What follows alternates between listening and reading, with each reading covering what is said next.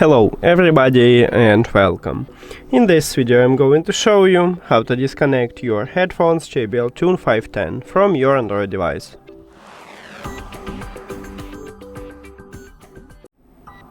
You have to start by open settings and then go to connected devices. Now click the settings icon near to your headphones at the device list, and right here at the right side we have a button what's called disconnect, and we need to tap on it. But before I tap on it, I will tell you the difference between disconnect and unpair.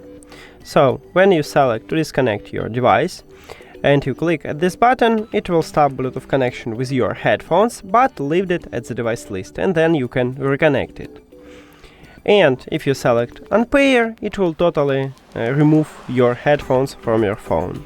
Now let's click on it, and as you can see, I just stopped Bluetooth connection with it, so it's not connected. But I left it at the device list, and if I tap on it and my headphones are turned on, I can reconnect it. That's it. Thank you for watching this video. If you found it helpful, please consider subscribing to the channel and leave the like on the video. See you later!